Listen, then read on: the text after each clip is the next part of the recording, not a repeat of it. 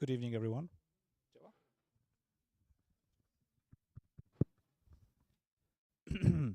Proszę o uwagę. Good evening, everyone. The first question, as always on Pykonik, is there anyone who does not speak Polish in the audience? Raise your hand. Okay, we have a few people, so the rest of the meetup is going to be in English, hopefully, maybe, the talks. Anyway, welcome to 61st Pykonik, the Tech Talks edition. We are in the new location today, thanks to the Cosmo. Let me read it again correctly.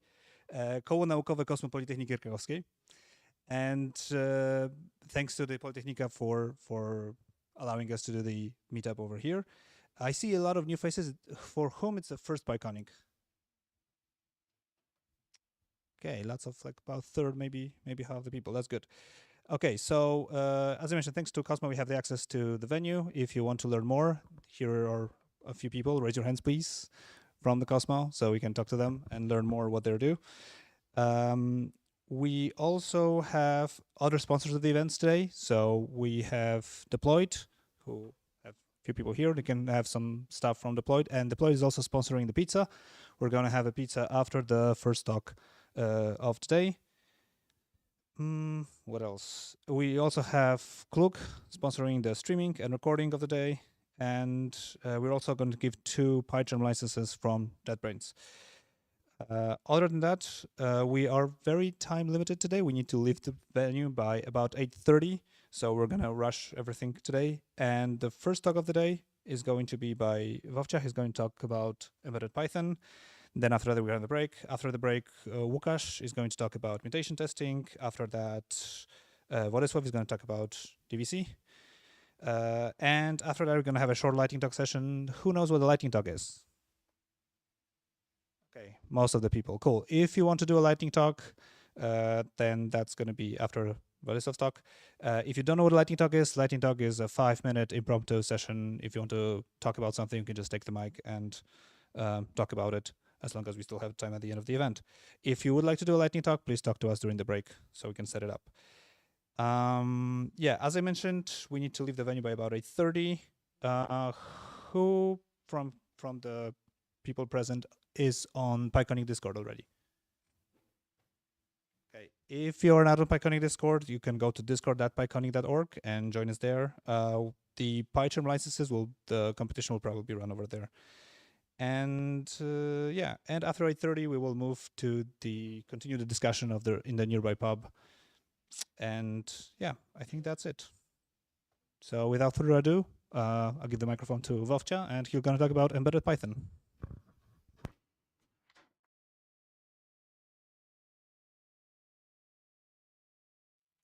Thanks. Raz. Co jest grane? Raz, dwa, trzy. Okay, so actually I prepared my talk in Polish, but I will try to present it in English, so don't be harsh on me. A few words, who am I? For half of life I was system administrator, then I became more of system architect, and I developed complex systems and networks. And also I'm co-founder of Kraków Linux users group. Which is these guys. Also, I like to drive cars and do other stuff. A funny thing is my first experience with Python was with MicroPython. I hadn't learned Python before. I knew like Perl and C and other languages that system administrators usually do.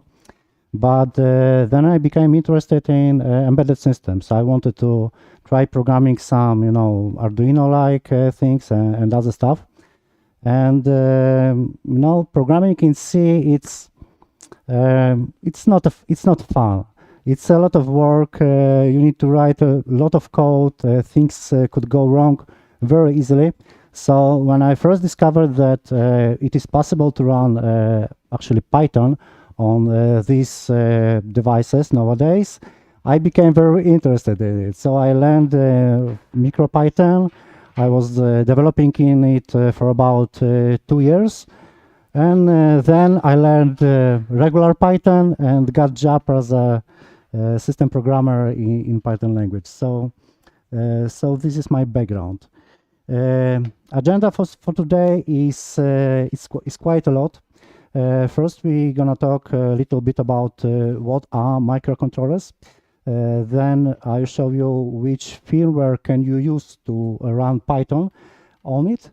And then we will move to some coding. I will show you some peripherals, and we'll talk about just a few words about connectivity. How can we connect things? So don't be scared. I will try this to be easy. So, what actually is a microcontroller? In these days, microcontrollers are nothing more than a computer on chips that have embedded RAM, embedded flash, that have some input-output ports, and that's basically it. Embedded small computer. They're usually designed to control things. Yeah, that's why microcontrollers. Before, in the past, these controllers were super easy. You couldn't run. They didn't have a lot of RAM. They had very slow processors, and you couldn't run a lot of programs complicated on it. But now, easy and cheap microcontrollers have such powerful CPUs, such amount of flash and RAM, that it's possible to run mini operating systems on them, and actually some high-level languages like Python, JavaScript, and some other stuff. So for today, we will be using some of the most popular microcontrollers, actually dev boards, which is development boards for microcontrollers, which is Raspberry Pi Pico, which is this one here. Don't look at the soldering. I was doing it today and it went very bad, but it works. It works. So this is Raspberry Pi Pico. It's one of the, I think, favorite for learning, because it's very well documented and it's easy. There are a lot of firmwares that you can run on it, and they don't have many problems that can have some other microcontrollers, like the one here, ESP32 and ESP8266.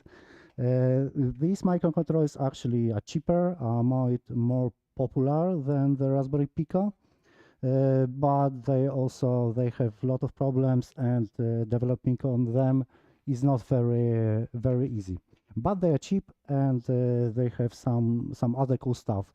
For example, these ESPs have quite neat feature called deep sleep, which allows them to suspend whole code, run a timer, and wake up after some sleep time, 30 seconds or some more. And this time, power is almost completely cut off, and this chip uses very low power. So it's possible, and actually a lot of people do this, that they wake up, like get the reading, and go to sleep for a long time, or even sleep until some hardware interrupts come.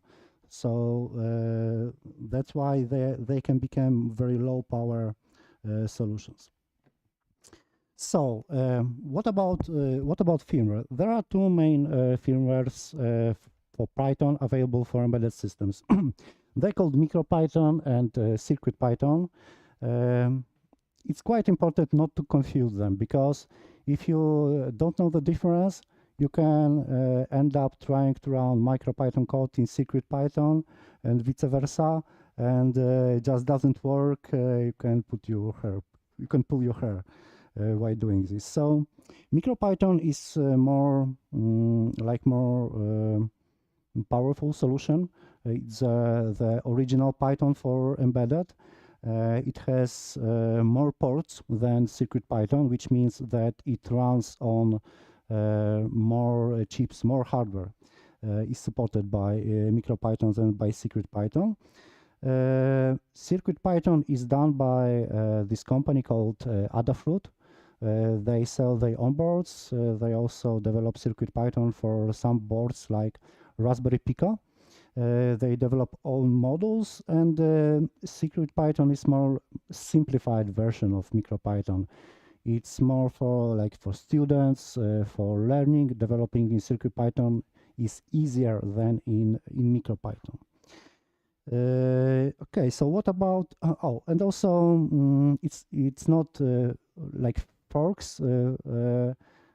It's forks, but changes from CircuitPython are sometimes introduced in MicroPython and vice versa. So these languages they develop together, but there are some slight or maybe not so slight differences. So ports is one thing. Other thing is interfacing. With MicroPython, on most boards, like on ESP, which we have here, the only interface that you have is USB serial connection. So you have a you have a Python console. Okay, yeah, so you have to, if you want to upload some files, you need to have a program that will transmit this file to the board by console.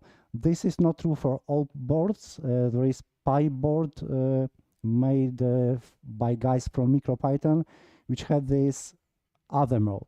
So this other mode, which is much better, easier, and which don't require you to have some tools installed, is USB drive. So when you connect like Raspberry Pico or some other CircuitPython device, compatible device, to the computer, there appears USB drive, and there is a CodePy file on it, which you can edit. And when you save this file, the program will run. So this is super easy. You don't need any tools. Also, it's much easier to upload libraries, because in default distribution you don't have all libraries installed because they wouldn't fit on small flash. So when you are using CircuitPython, you just drag and drop libraries that you need to the lib folder. Much more convenient than other solutions. So this thing is good about CircuitPython, but it has also some flaws. Because it was designed to be simpler than MicroPython, some things are disabled. So some things are interrupts and async IO. UA async IO, which is embedded version of async IO API. So for me, it's quite a lot. Especially in embedded systems, they are supposed to be run on interrupts. So this is a big no for CircuitPython. Yeah, and the last but not least is the API. MicroPython it's not that API are completely different on every board, but some things are. So there are some things specific to each board, like specific to ESP, specific to Raspberry Pi, specific to something else, which in MicroPython, they are in different model, they have different API, and you can't write one program that will fit all these solutions. You need to, detect which board you are in, or you have to write different programs for every board. On the contrary, CircuitPython has this cool unified hardware API, which means that every board running CircuitPython have these compatible APIs, and you can actually run one program on every board. This is really cool. So it depends kind of which features do you need if you are more advanced or more or not guys. So just choose what you need.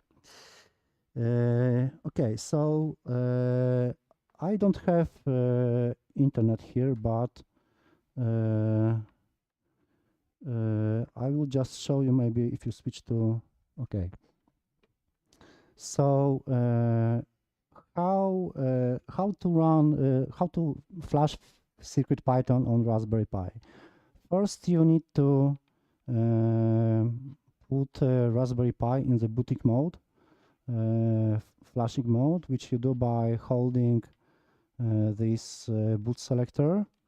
Then connect USB, and now we have to wait until USB drive appears. When it appears, you can no longer push this button, and let me show you. Okay, so this is a drive. It's a simple USB drive, and when you have downloaded firmware from this site, you just put it here. Okay, just drag and drop. After you copy the file, Raspberry Pico will reboot itself and run MicroPython. I will not do this now to save time. So after you do this, Raspberry Pico is flashed, and new drive will appear, which is called CircuitPython. And just a second. Yeah, so new drive appears, and there is default code Pi, other stuff. You can directly edit this file and run. Also, the libraries that I talked before, you need to download them from this CircuitPython bundle. There are a lot of libraries inside. You just need to choose which one do you need and copy them to the lib folder. I already have one library for the BME 280 sensor. Okay, so this is how you do it Raspberry Pico. Quite easy. If you want to upload MicroPython on ESP3266, and actually you can't run CircuitPython on this stuff because, as you can see, there is no ESP8266 supported in the CircuitPython. So on this model, only MicroPython. It's a little bit more complicated. You need to install ESP tool, which is tool for flashing firmware and erasing. Then you need to download firmware and use this command to first erase flash. Actually, on every problem with boot or when there was some other firmware installed or there is major version change and ESP doesn't want to boot, it's always good to try to erase flash. It often helps. So this is quite a long command to write flash for MicroPython. Then you need to reboot device. Also, there may be some problems with entering the boot mode. If you have this, just hold this flash button when connecting ESP to the power. It will boot in the flashing mode. And if you are interested why such problems appears, often it's because program writing something on the standard output very soon. If you write something to the standard output, then the automatic tools like ESP tool can no longer flash them without rebooting. So don't write unnecessary prints. Okay, so this is a little bit more complicated. And also for flashing ESP32, it's almost the same, but command is different because we need to choose that we are using, in fact, chip ESP32, and we need to apply offset for the firmware. So slightly different commands. And you can run CircuitPython on ESP32 if you want to, but it won't give you this USB drive. So even if you put CircuitPython ESP32, you will still have this this serial console only. Okay, so let's talk about coding.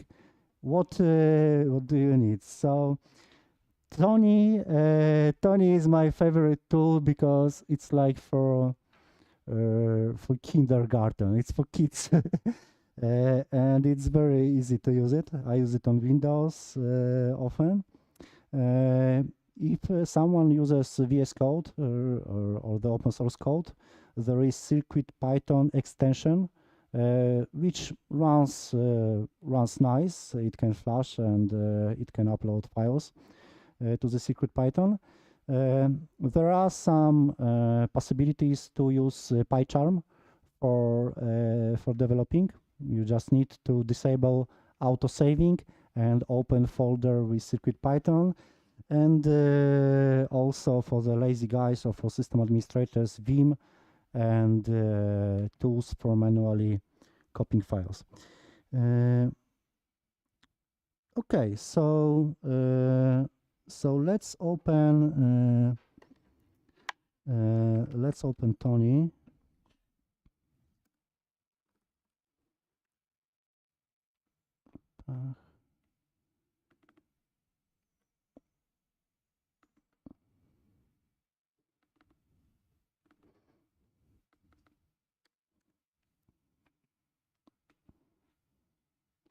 I held my password for a while in the file. So, okay. New.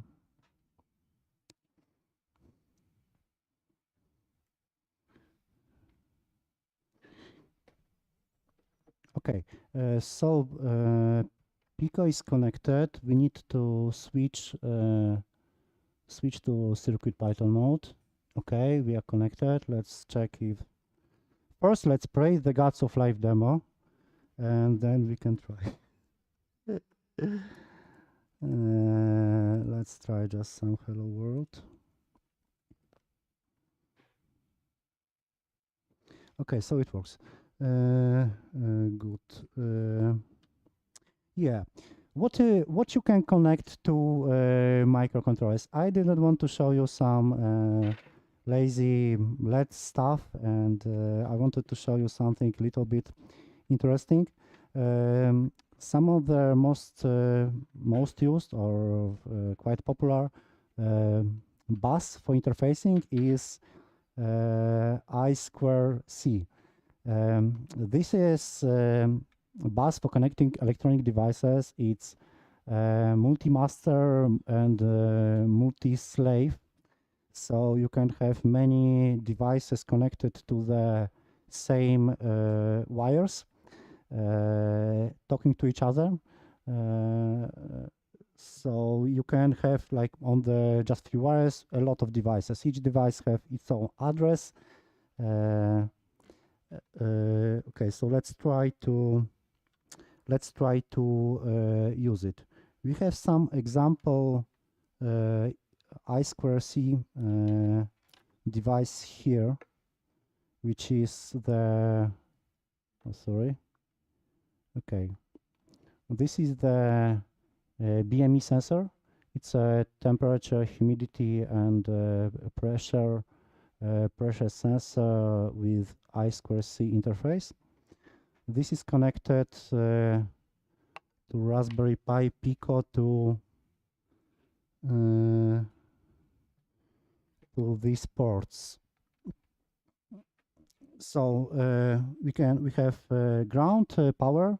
Power is 3 volts. Ground is ground, and the two wires that you need to I2C is data and clock. So clock is one device is clocking the bus, and data is just for data. On the Raspberry Pi, there are a lot of pins that can work as SDA and SCL. These functions are printed here. We will use GPIO 0 and GPIO 1. So let's try to scan the bus.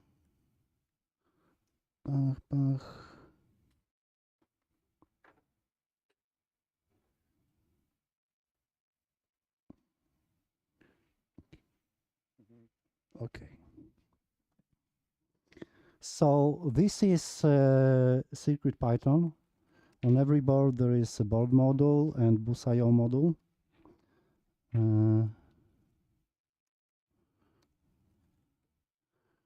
We just start the E2C interface and enter SCL, clock, and data pins, which is GPIO 1 and GPIO 0. Okay. Yeah, and also on the CircuitPython, E2C needs locking, so we need to acquire a lock. Then we can scan for devices, and yeah, let's print them.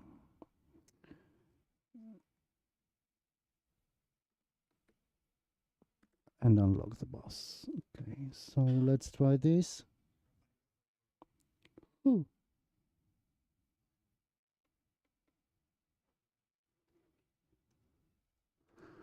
Thanks. Unlock. Okay, so we have one device on the address 118.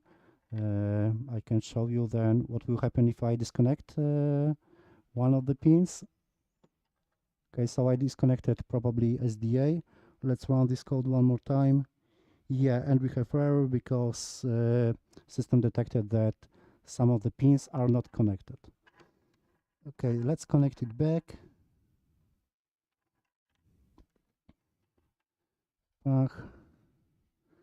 Scanning works. Okay,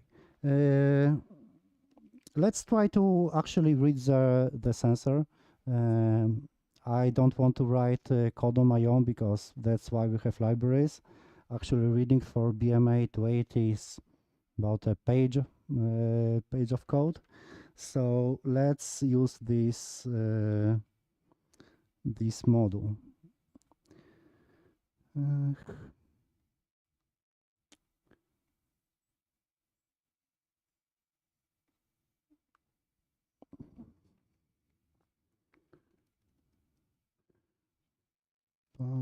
Okay, from Adafruit.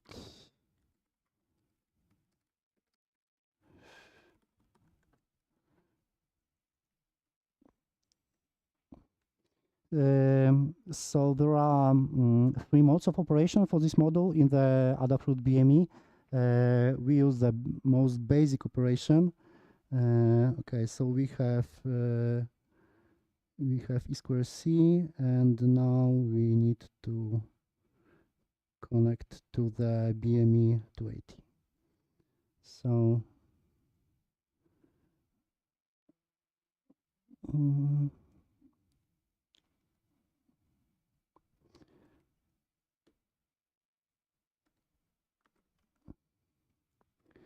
it's a shame I can't copy paste from this PDF.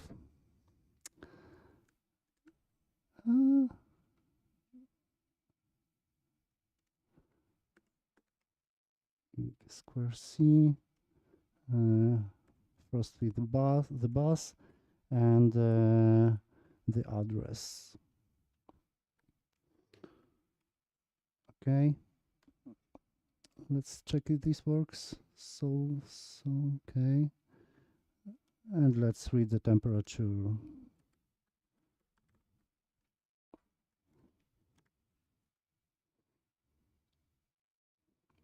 Okay, so sensor is working.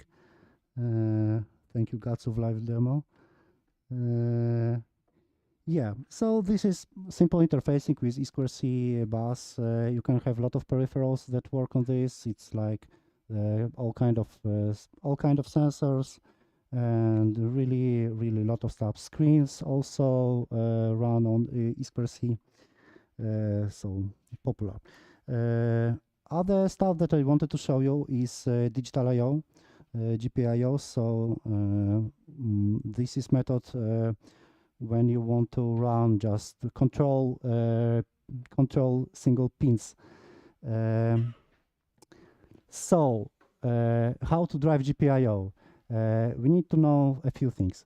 First, GPIO pin can be in input mode or in output mode. This is quite basic. Something slightly more complicated is the driving for output and for input. So when you have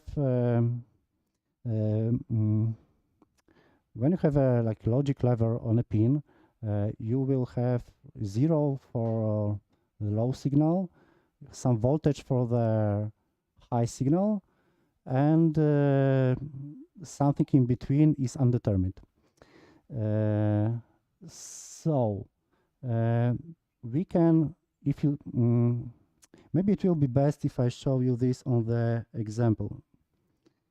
Okay, so we have this example here. It's already prepared. So what we have here? Okay, let's delete this Wi-Fi. Here we have used the digital I/O module from CircuitPython, and we define 2 pins. First is pin number GP26. That will be our input pin, and our output pin will be LED, which is on board of the Raspberry Pico. So we configure direction for the pins. For pin, it's input. For LED, it's output, obviously. And this is the pull thing. I will just disable this.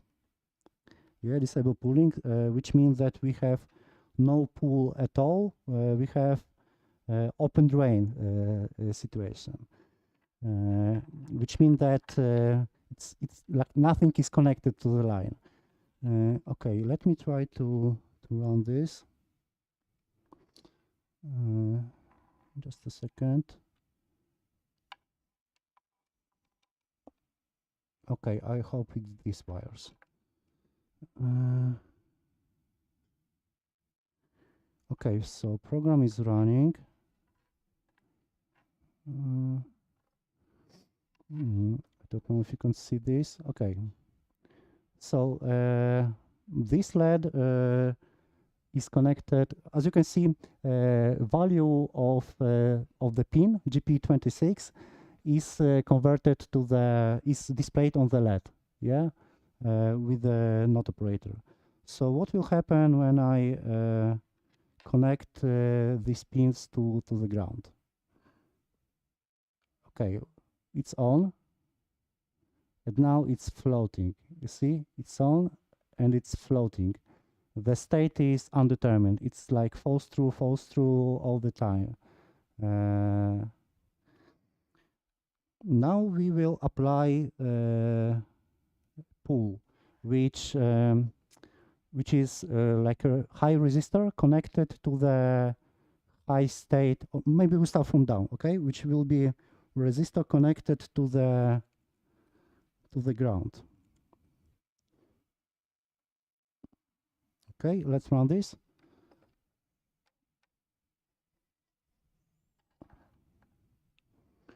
Yeah, so now state is always false. It's always down because resistor is pulling pin to the 0, and I'm connecting ground to the pin which is also pulling it to the 0. So nothing happens. Now let's try to change this to the pull up resistor. Yeah. So now we are in the pull up mode. When nothing is connected, state is high. When I connect this, state is up. Okay. So now you can see that the switch is working properly. Yeah. So this is basically the most common method to use the switches. You don't put high signals to signal something, to control a thing. You just need a signal to the ground. So there is like active high. You put the line down, and this makes the signal. Okay. So this is very basic example of the switch. Switch based in CircuitPython based switch.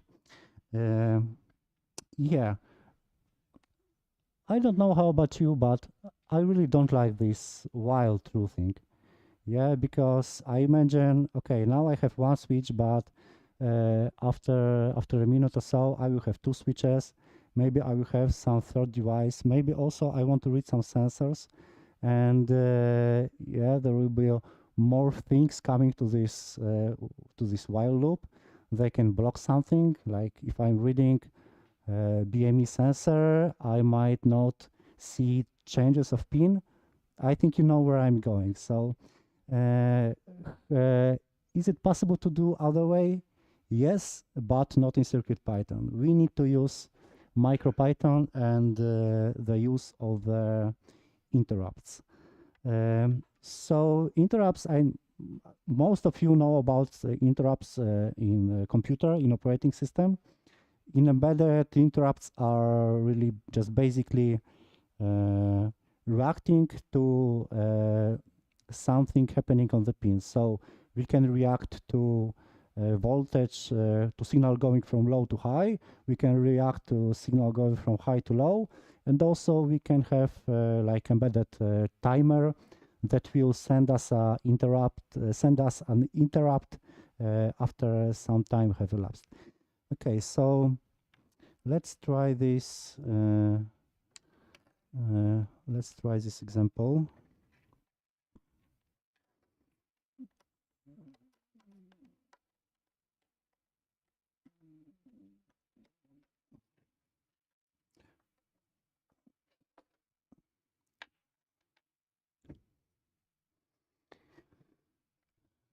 Okay.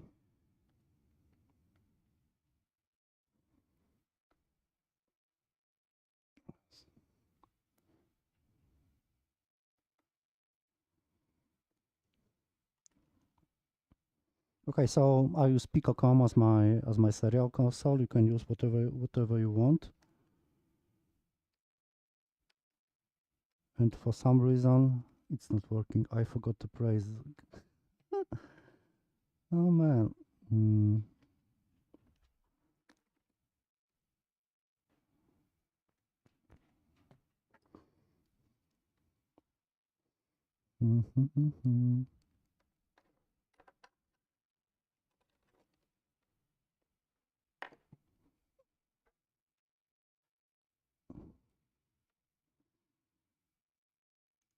Okay, it's working now. Just a reset. Okay. So let's try this example based on the interrupts. How will be the previous code look when we use interrupts? So just import pins. Shame I can't copy this. Create a pin object.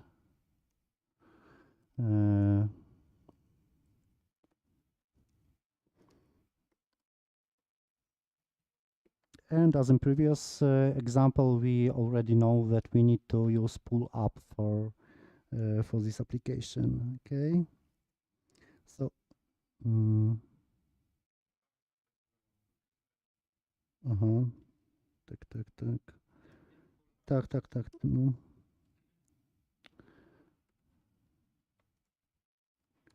Thanks. Okay, and create the LED object.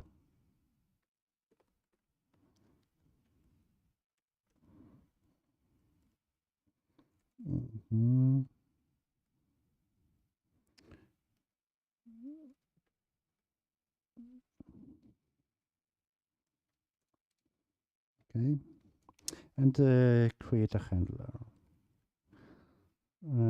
So in the handler, we will receive the pin that raised the interrupt. We can just use its value. So like this. Okay, and now we need to register our interrupts. We will need two of them because there are separate interrupts for the falling and the rising signal. Falling is going from up to low, and rising is going from low to high. So let's register this. trigger is pin here falling, and handler is the handler function that we created. And the second one, we will use the same handler.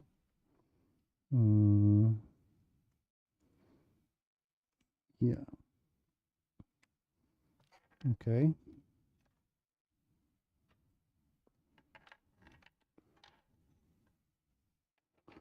Okay, let's check if it works.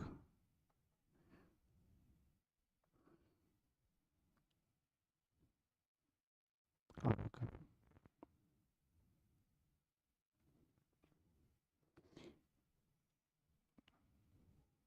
Okay, so I have some connectivity problems with the old wires, but yeah, as you can see, this is working in the wires are connecting. Yeah. So as you can see, this works without the while loop. So you can put much more complicated logic on this and write better programs. So I encourage you to use the interrupts and the async IO stuff. Just for the reference, this is a pinout of the Node MCU. Not all pins can be used to everything, and really there are just about a handful of them that are useful, because some pins, for example, you can use, but they will blink on the boot up, or there are some other pins that if you try to use them, they will work, but you will not be able to flash the device while something is connected to them. So it's all the quirks of the Node MCU. Yeah, this is a Node MCU 32. It's slightly better than the previous version because it has 2 cores. You can't actually use 2 cores. One of them is dedicated for the networking, but because there is 1 core dedicated to the networking, it works much better than the previous model.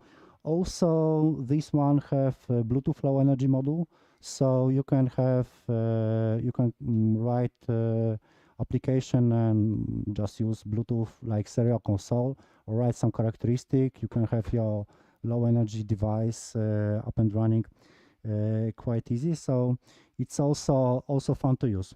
And for the end, I will not show you here the examples of how this works because it's really super easy. When it comes to the connectivity, on almost all boards you have Wi-Fi. So you can have like simple station. You can connect to the access point. There is also almost in every board you can run it in access point mode.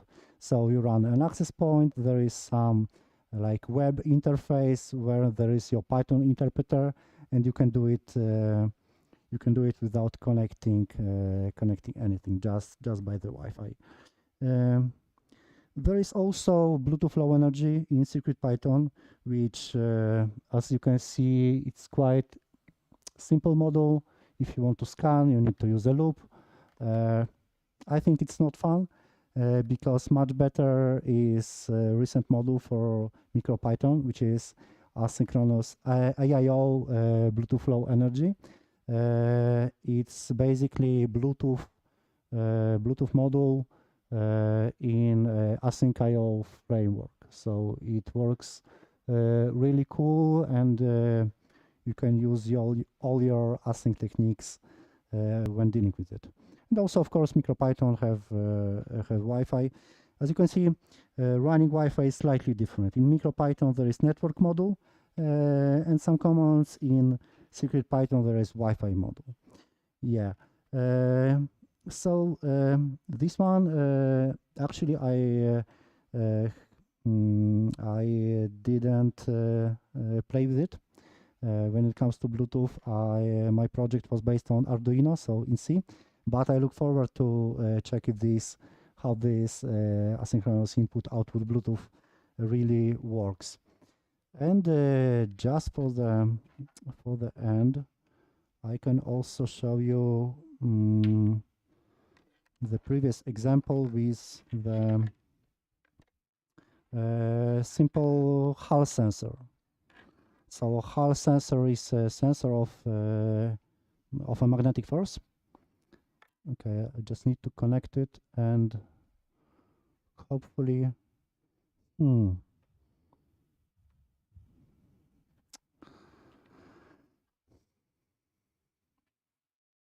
I don't remember how it was connected. Probably. Okay, I tried this one. Ground to the. Not hot, not hot.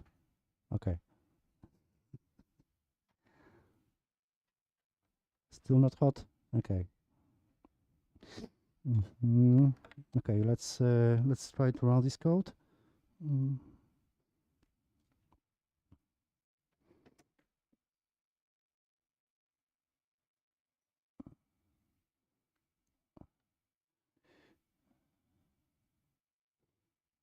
Yeah.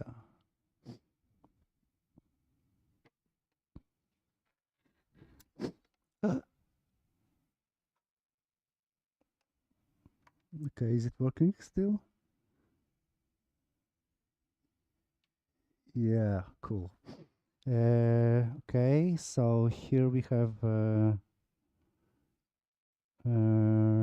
Hall sensor. If everything is connected, okay, sorry. Yeah, this is a Hall sensor. This is some magnets. Yeah, and as you can see, it also works. So this is a side project that I will put in my car to display which gear I'm running, because I have problems with this. Yeah, so this is some fun stuff that you can do with embedded Python, and that's all for today. Thanks.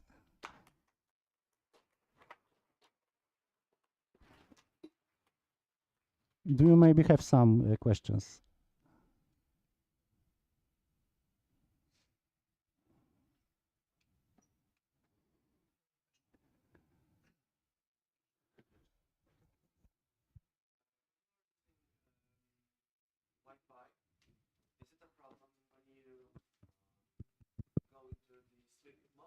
Yeah, so the question is how the Wi-Fi works in sleep mode, and when you wake up from sleep mode, it's like new boot of the device.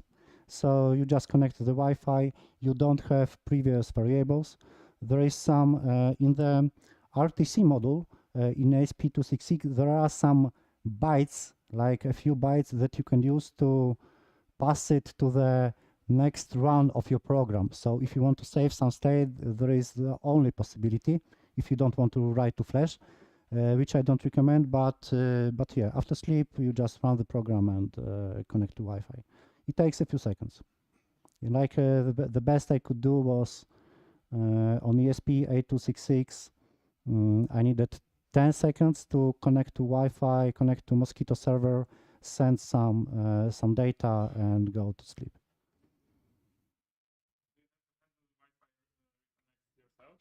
Yeah, so the question is, do I need to handle reconnects? No, it's all done by the library, so no.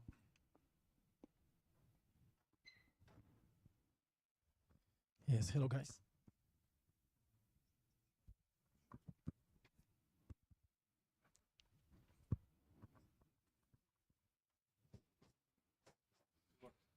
Raz, dwa, raz, dwa. Raz, dwa, raz, dwa.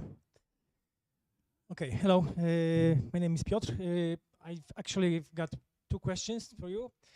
Do you have any production deployment of this the system based on the Raspberry Pi Pico, right? Yeah, like if my home is production, then yeah. Yeah, exactly. And the second question is about the uptime.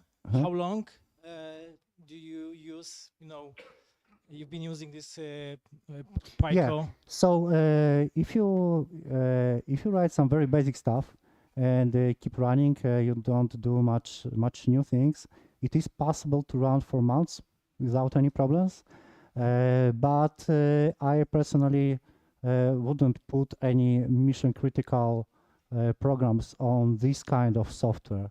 You know, if it comes to that something that human life would depend on, I would prefer C or maybe even Rust, if you will. Okay, okay, and maybe another last question about the Ethernet interface. Have you used it? Are you able to connect with the? I think there are some like external modules that can handle Ethernet, but I haven't seen Ethernet on this kind of development boards. Okay, thanks. Do we have any other questions? Question there? Okay. But you can use serial console, which is you know, like RS485 or some SPI. So there are some easier connectivity possibilities. I have a question. Can libraries like MicroPython be as fast as like C programming? Because the biggest advantages of C is that it's so fast in Arduino and all of the stuff. I don't think that any Python is a good choice if you want fast program. Okay. Yeah, because as I know, Python isn't the quickest programming language. It's just very, I mean, easy to use and write. So, yeah. Yes.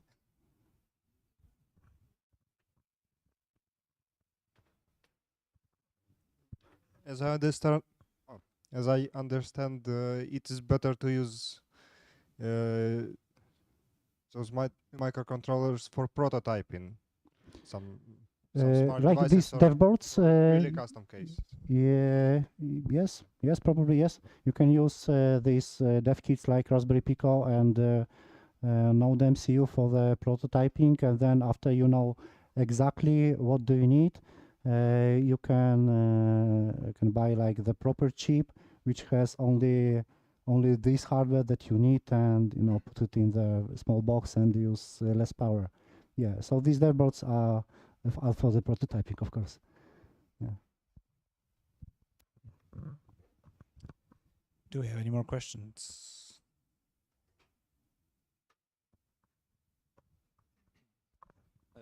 Hello.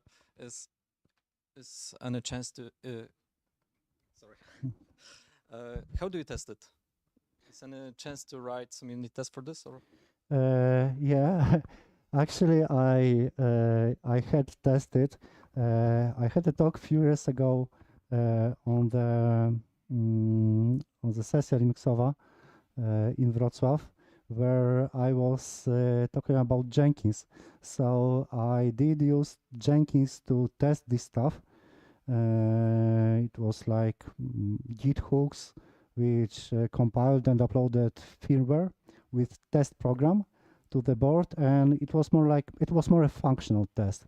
So the program was run, it read some data, send it to the network, and if on the other side I received the message, then I knew that the program is running. But it's not unit tests. Yeah, it's like functional tests maybe. I think it's possible to write unit tests just like for every Python, because you can have MicroPython on built on the x86. Yeah, it runs good. You don't have access to the hardware, so it's slight problem. But I think it's like in every case when you are interfacing hardware, you need either mockups or some other stuff to deal with it.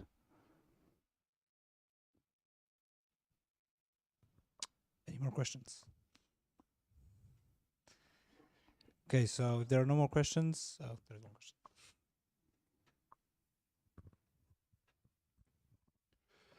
Good evening. My name is Ian. Well, I have enough questions for you. Would bring to, I don't know, maybe 1 or 2 hours of conversation, but I restrict myself to very basic one. Do you have any experience with some device that use like I don't know, radio waves or magnetic ones? Did you had any knowledge or contact with? Yeah, so there are like ready-to-use LoRaWAN maybe solutions. I think for the radio there may be some microchips that are dedicated to this, which and with them you interface by like SPI. So you use SPI, which is serial protocol, quite similar to E2C. So you like talking with this other device which does this radio stuff for you. Yeah, because being more precisely, I'm talking about this kind of product detector that we used to have by the door in the stores. Because I have one personal project involved with this, and maybe I just found someone probably to have some talks about that.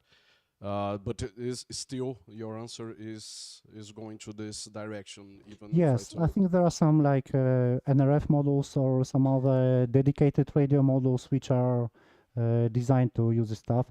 I don't think it's possible to drive like radio signal from this microcontroller because they are too slow for this. Yeah, we can have chat later maybe if you come to the after party. Great. Thank you very much.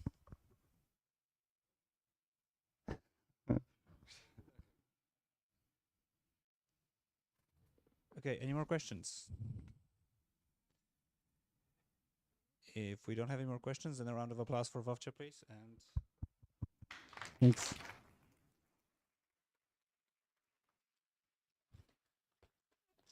And we have about 10, maybe 15 minutes before pizza arrives here. So if somebody has an idea for lightning talk, I'm looking at you, Dominique. You can present it now, or we can just wait, and the pizza will be here in about 10 minutes.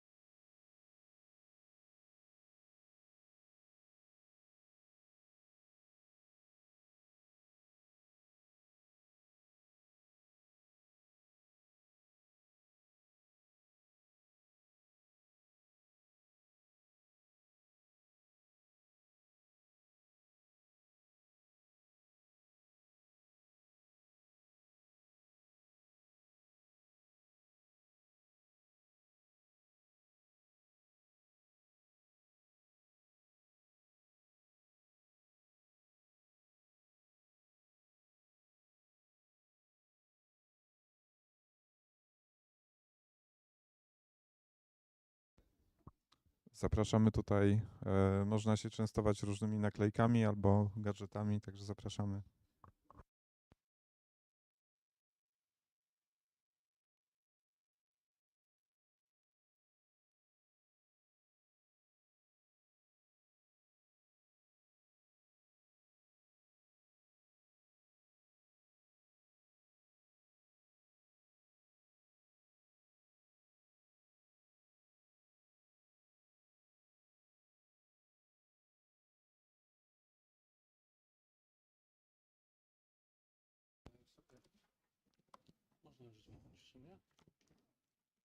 Ej, weź tam mnie przełącz na ekran. Tak. Zielono mi. Nie widzisz nic? Wow. Nie, zostaw. Is the font big enough? Can you see this? Okay, someone says that they can see this. But Fine. In a second.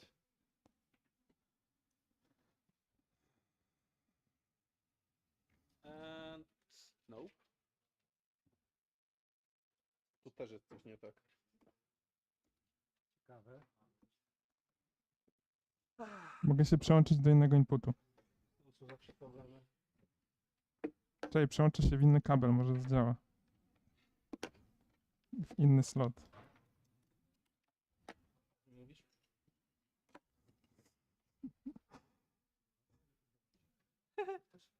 Nie, dzięki.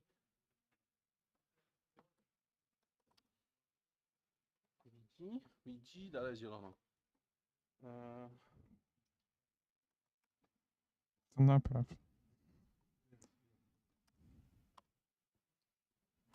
Dużo rzeczy na się dzieje. Hmm.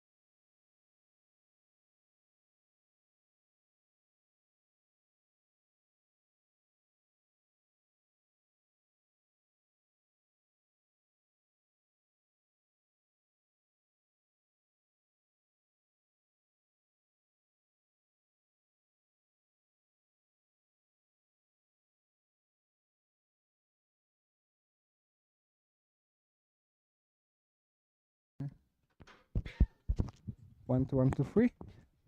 Okay. Okay, welcome after a short break. We're not going to have a lightning talks today because we are actually very short on time, but now we have 2 more presentations. So please welcome Łukasz. He's going to talk about mutation testing.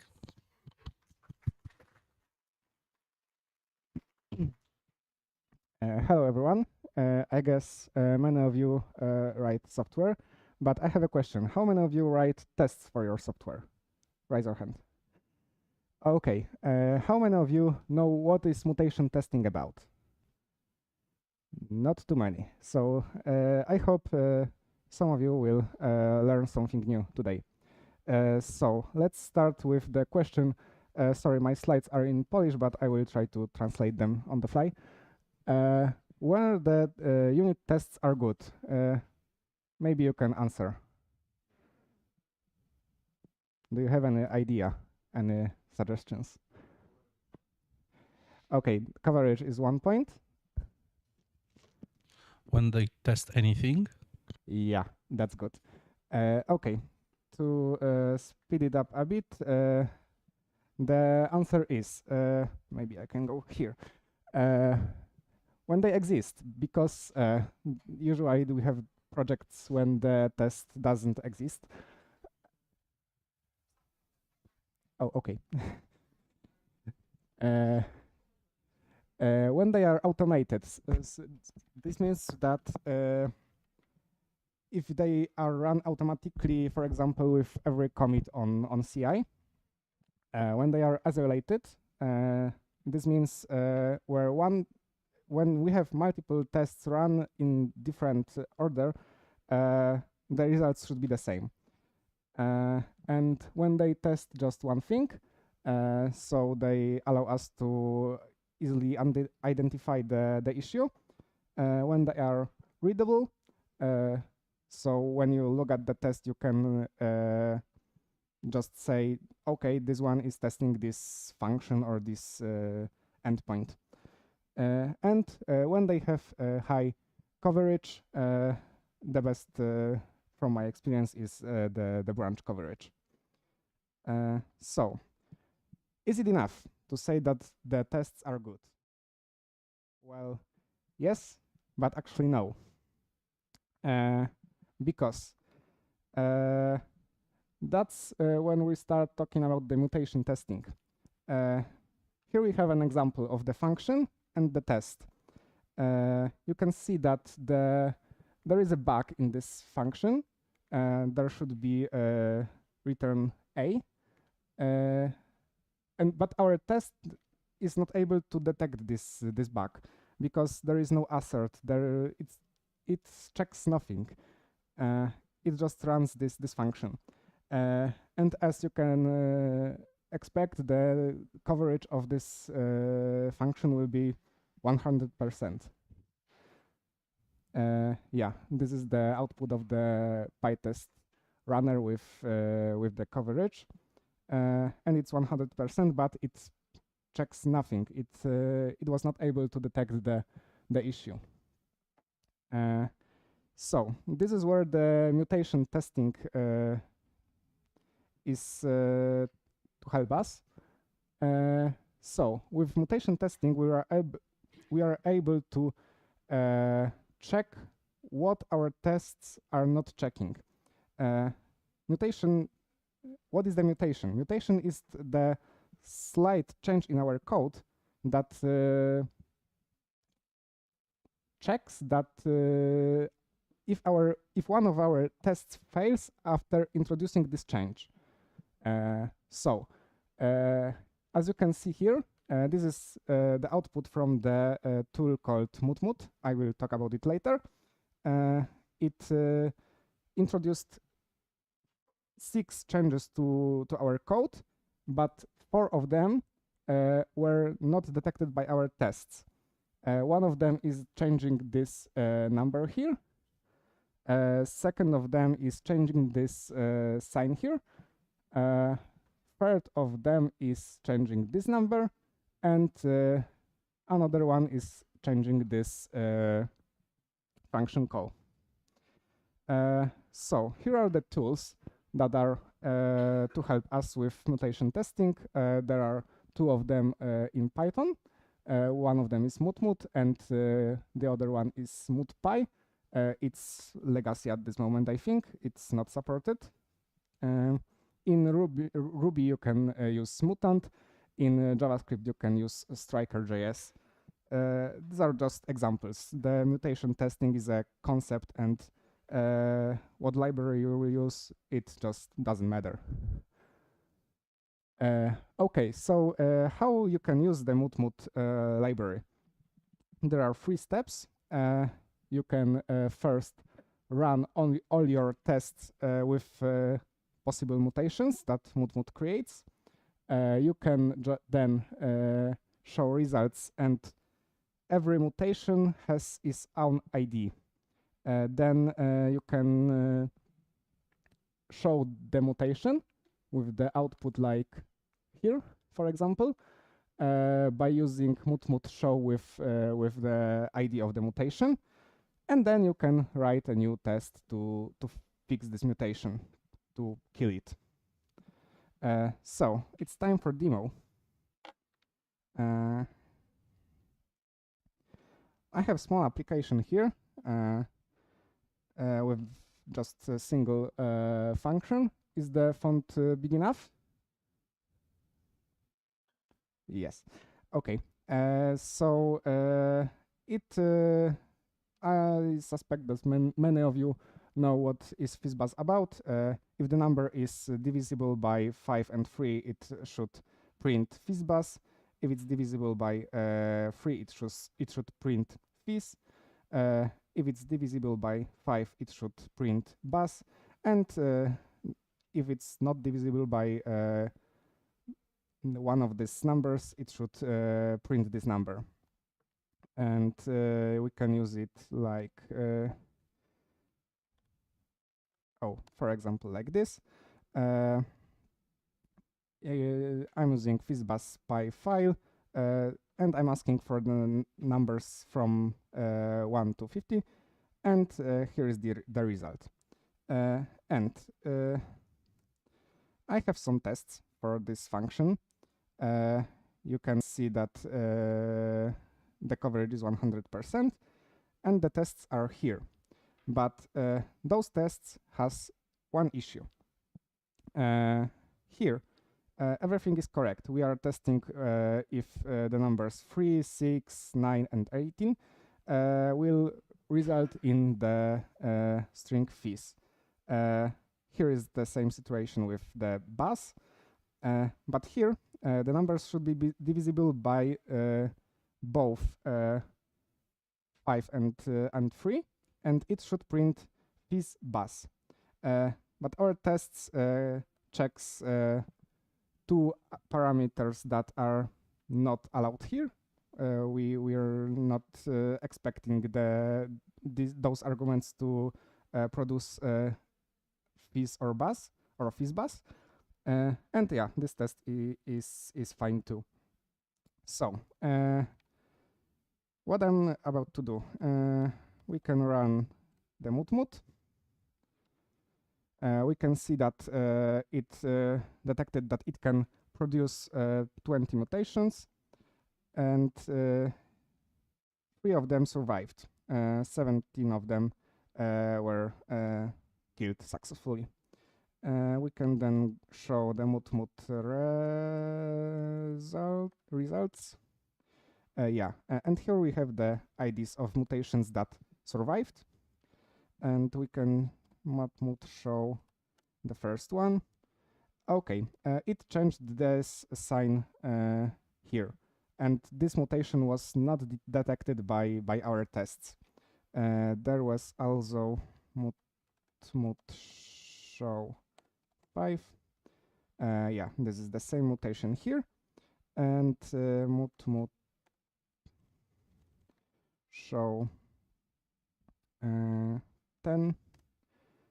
Yeah, the string here was modified and it was not detected too. So let's fix this. I can remove this and I can check if this equals to FizzBuzz. Okay, let's check the PyTest first. Yeah, everything is fine. Mut run. And all mutants are killed. So we can go back to the slides. And here are some examples of what mutations mut is able to introduce to our code. It can change the mathematical signs. It can change operators, logical operators, and or. And it can change the keywords like true, false, in, not in. It can mute, for example, numbers, so by adding 1 to the value. It can change copy to deep copy. It can change empty string to none and check if everything still works. And this one we saw, it can add x to the value of string and to the name of the function argument. Okay, so that's all. Any questions?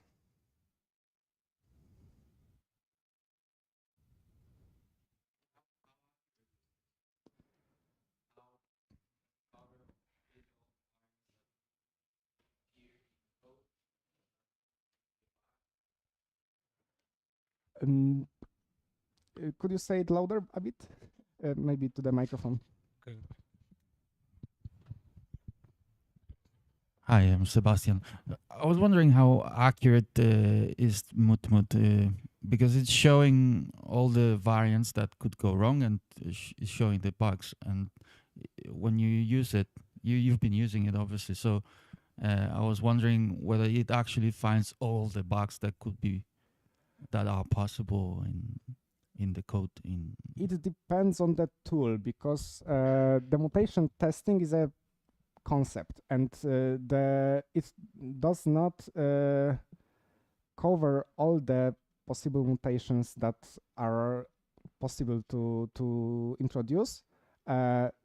This example here is about the mutations that this library, mut can do. And I don't know how it is in, for example, Striker.js or Mutant in Ruby. So yeah, if you see the mutations that are not here and you would like to cover them, then it's always welcomed to create the pull request to the library.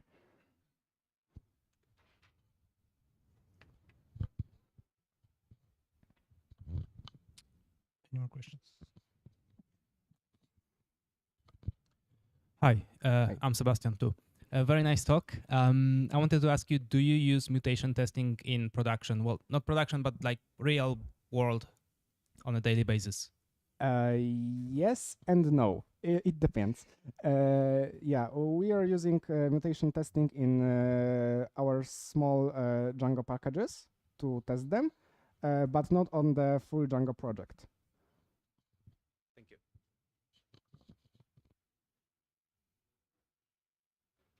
Any more questions?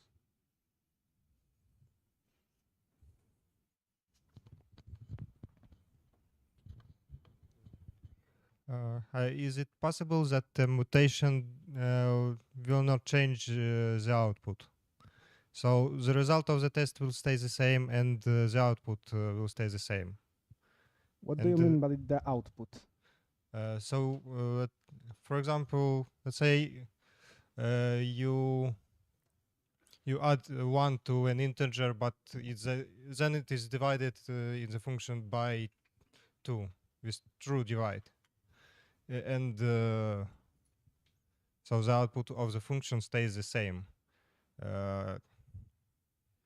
irrelevant of the mutation. And as far as I understand, it will not be counted as a killed mutation because the test will pass because it will have the same output. I'm not sure if I understand your question.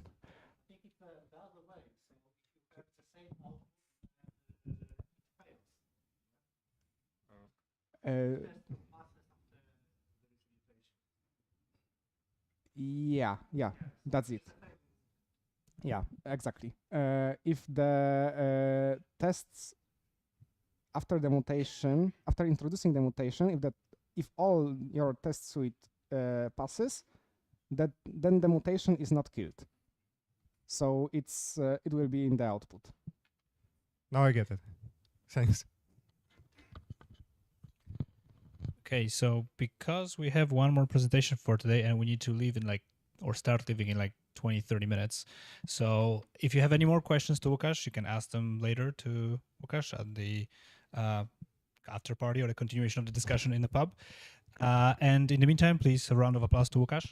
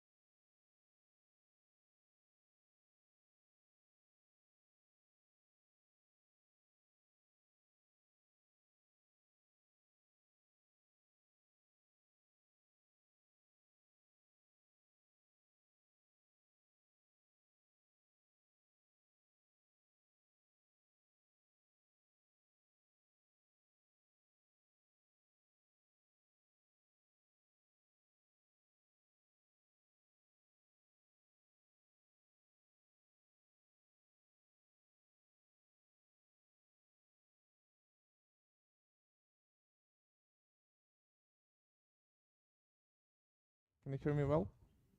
Yeah, I guess. Okay. So we're running short of time, so I will try to speed up the whole presentation.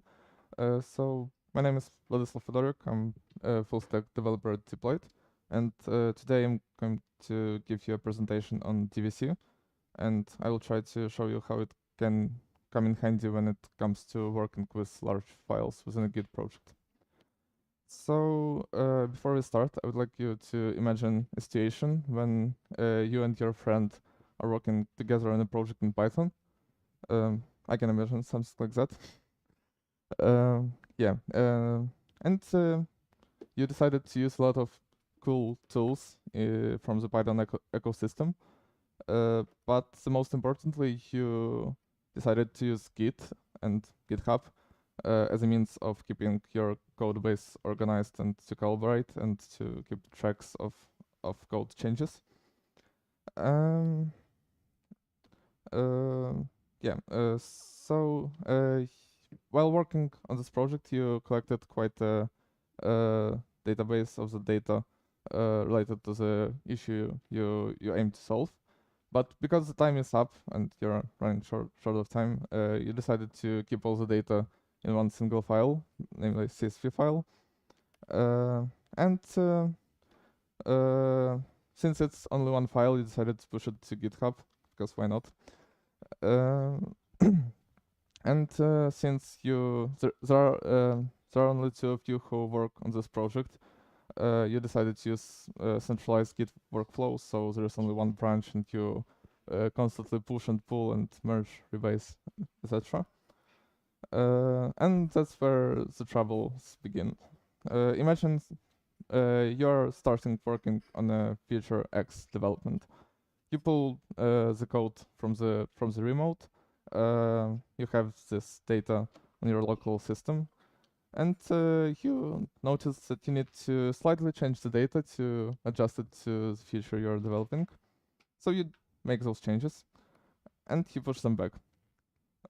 In the meantime, your friend, also working on the feature, let it be a feature Y, and your friend decided to pull the data from the remote, the data with the changes you provided earlier, and your friend keeps working on feature Y development.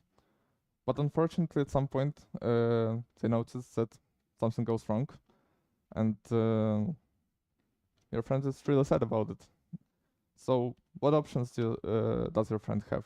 Well, the first option is check out the previous commit, because all data is still available out there. But you have not. A drawback is you have no access to the latest features from that commit you checked out from. Or you can check out the previous commit, copy the data set, check out the latest commit again, paste the data, git ignore it. Yeah, both the old and the new data is available now. But once again, the redundancy of the stored data is a problem. I need to repeat the whole process if necessary, which data to use when and how to manage it. Well, of course, you can check out only one the file, but once again, you need to somehow remember which version of the data you need to use. And that's when DVC comes around. So let's jump straight to the code to get a grasp of what it is. Basically, DVC is, you can think of it as Git for data, because imagine like dealing with data like hundreds of gigabytes, and how awesome it would be to be able to pull the data, to clone the data to your local workspace and to switch multiple versions of this large data files in the same workspace in a matter of seconds. So I will just check how much time to have. Okay. So here we have a Git repository, and basically DVC is something that runs on Git. So in order to use DVC, you need to create a DVC repository in your Git repository, and DVC repository will basically create a folder .dvc with some data related to this, like to internals of this tool. And yeah, let's create a directory, for example, data, and let's copy our database with our data to this directory. Can you increase the font size maybe in the terminal? I can try.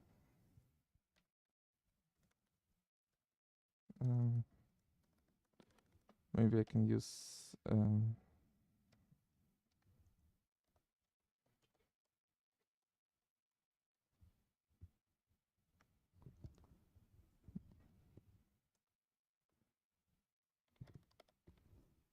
is it better like that? I will try to switch between the terminals.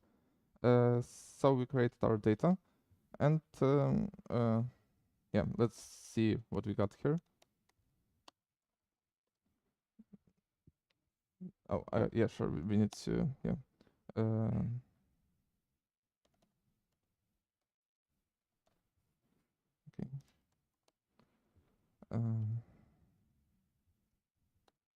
Yeah, we have our file. You can see its size. So basically, to make DVC track it, we need to do DVC add.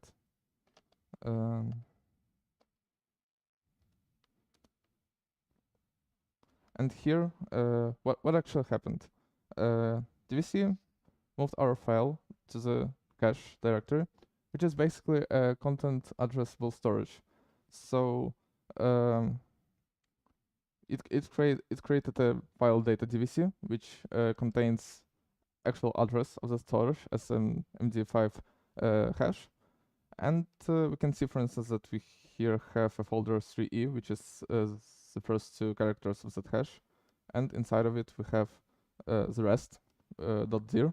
And it basically stores also address to the file, which was actually stored in the storage. And here we have the content of that file. So to make DVC actually track this data, we need to add it to our Git repository. But notice we are not actually adding the data. We are adding this data DVC, which only contains a link to the data in the cache. So we are going to commit it. Yeah, like that. And yeah, and from now on, we don't have in our data directory, we don't have actual data, but we have a file link to that data, and it greatly helps us to reduce actual duplication of data, because once we store those data as content in our content addressable storage, we actually, if we have some files which contain basically the same information, we don't need to save it twice. We need to save it only once, and we can point to it with some file links. So it greatly helps us to manage such changes. So what is actually one of the killer features, in my opinion, when it comes to DVC, is actually an ability to configure some remote storages. It supports out of the box some main cloud storage providers like Amazon S3 or Google Cloud Storage, Azure Blob Storage, and like the major players. So to configure our remote storage, I picked one of the simplest options is to use Google Drive as remote storage. And this ID is actually a folder ID, which I created earlier. It's an empty folder in Google Drive. And yeah, so to configure the storage, we just basically need to provide such a command. -d stands for default. And we need to provide the ID of this folder, which is like stored in the URL. And I hope it's the same idea. Let's try. Yeah, and we configured our remote storage. How does DVC handle it? Well, it has something like config inside of this .dvc folder, and config stores information about the remotes we configured previously. There is also TMP directory, but I won't dig deeper into it. I will just tell it stores some linkages between file links and actual cache, which is stored in the cache directory. Yeah, so we configured our storage, and we can now add the changes to the DVC. We'll check just if we don't have, yeah, and we can commit it.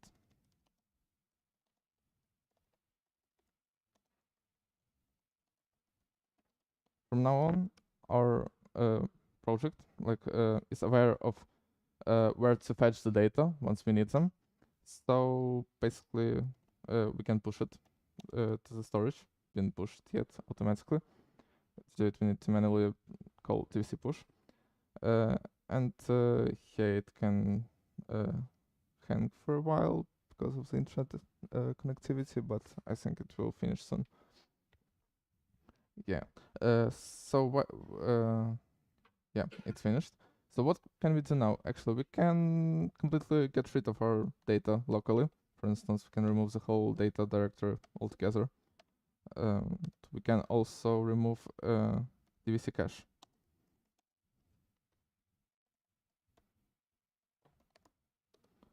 And we can do DVC pull.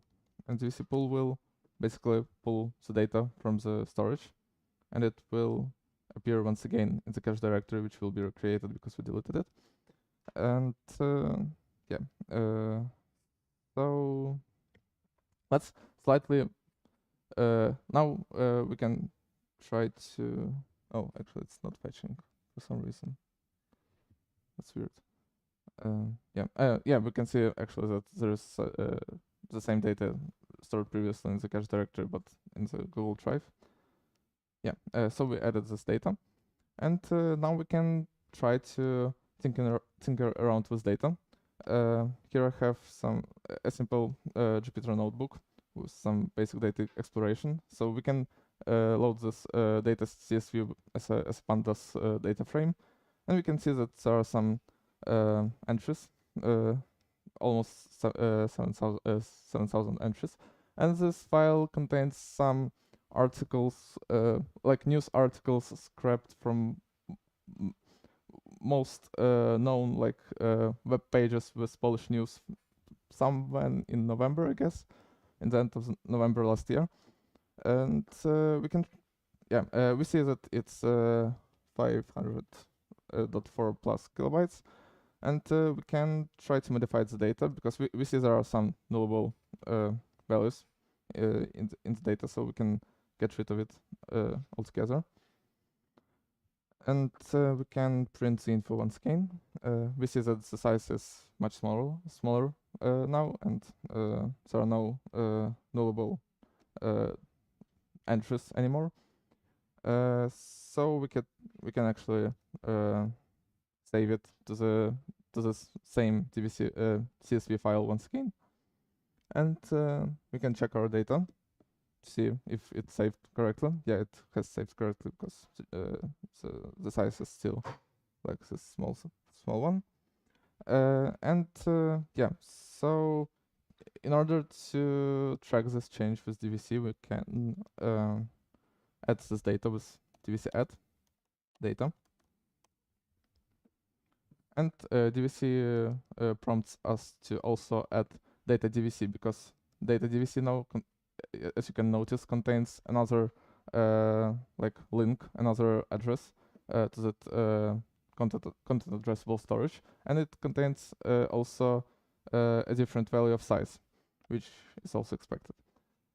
So we add this value.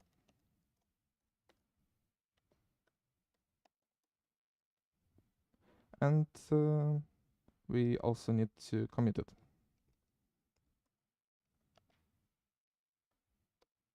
And we can push it. Yeah, we can push it to TVC, but to get as well. And yeah, it can take some time to push the data, but the size is 2 times smaller right now, so it should take less time. And yeah, we can see our commit history. That yeah, add alter data to the repo. So here we still have our old data. So we can check out the old data of the data DVC, the old version of the data DVC file. And yeah, we can see that it's now displayed as an altered file, and it contains old address to the content. And we can also try to read the data once again. Yeah, and oh, no, actually, yeah, sure, because we need so we did our usual git checkout. We need to do DVC checkout right now. data DVC. And DVC checkout will modify our data, like data folder with a link to an actual data, to contain the data relevant to that actual commit we checked out earlier. So yeah, we can try to load our data once again,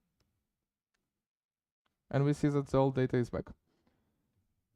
So yeah, we can actually check out this old commit once again. Which will be, I guess, z hash.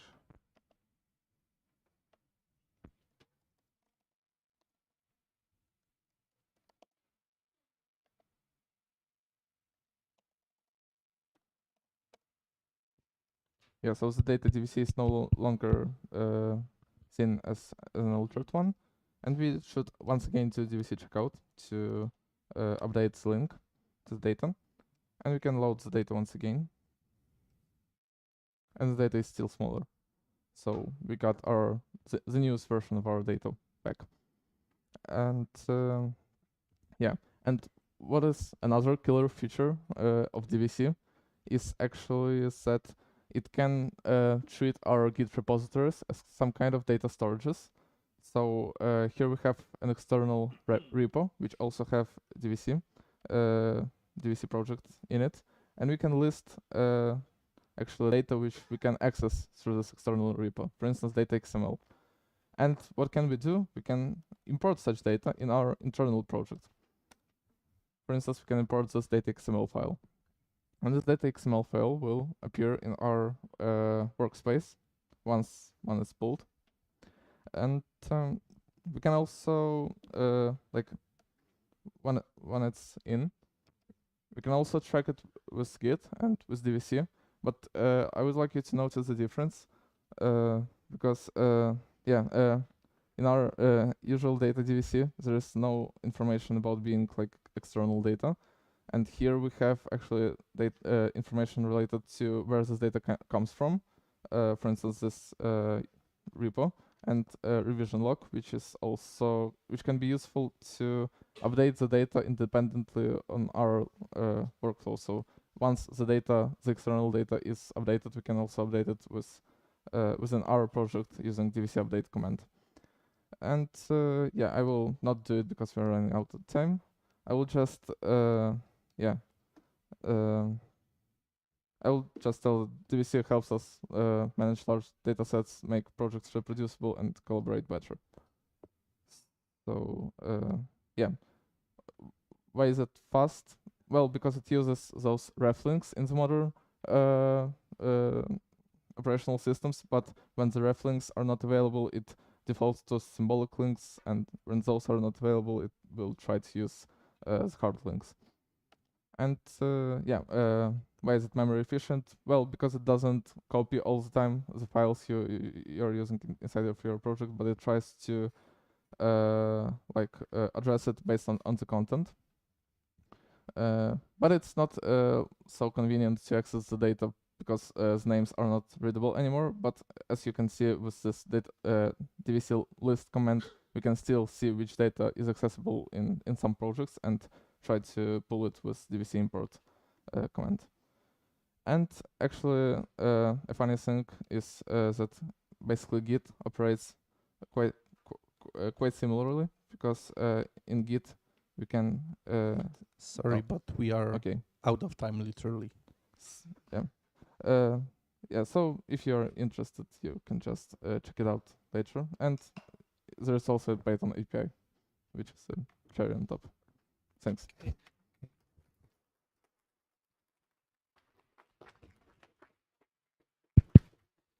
Unfortunately, we don't have a time for Q&A today because we have to leave the building by about 8:30, which is in 5 minutes from now.